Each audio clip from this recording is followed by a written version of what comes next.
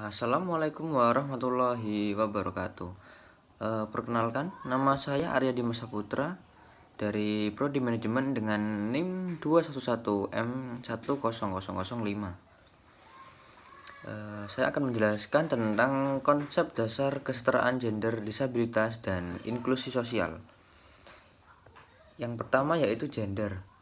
Untuk gender sendiri adalah pembedaan antara laki-laki dan perempuan yang dibentuk atau dikonstruksi secara sosial yang dipengaruhi oleh berbagai faktor, yaitu ada budaya, agama, sosial, politik, hukum, dan pendidikan.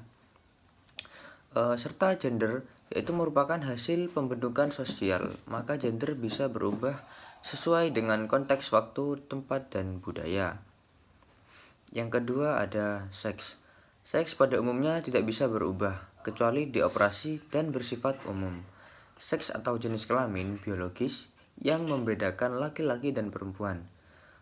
Pembeda antara laki-laki dan perempuan yaitu mempunyai penis untuk laki-laki dan bagi perempuan mempunyai rahim. Dua organ yang disebut pertama biasanya disebut jenis kelamin primer pada laki-laki, dan 3 organ berikutnya adalah jenis kelamin sekunder.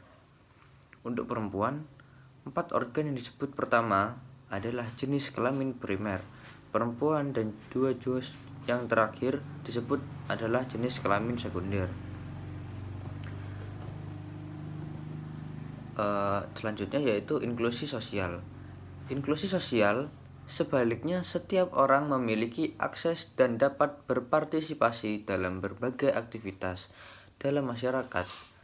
Setiap orang atau kelompok masyarakat memiliki akses atau dapat berpartisipasi untuk menikmati pendidikan, mendapatkan pelayanan kesehatan, kesempatan untuk bekerja atau berkreasi, dan sebagainya. Pendasaran etis di balik inklusi sosial adalah bahwa akses dan partisipasi pada berbagai aktivitas dalam kehidupan mampu untuk merupakan hak asasi setiap orang, untuk kelompok, atau jika dalam konteks masyarakat merupakan hak asasi setiap warga negara. Inklusi sosial adalah yaitu akses dan partisipasi pada berbagai aktivitas dalam kehidupan masyarakat merupakan hak asasi setiap orang yang berkonteks masyarakat merupakan hak asasi setiap warga negara.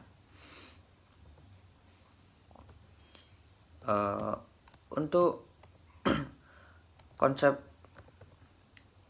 dasar disabilitas ini sendiri meliputi 5 akses, yaitu ada kognitif akademik, sosial emosional, perkembangan bicara bahasa, motorik halus, motorik kasar, dan didasari oleh deteksi dan intervensi dini.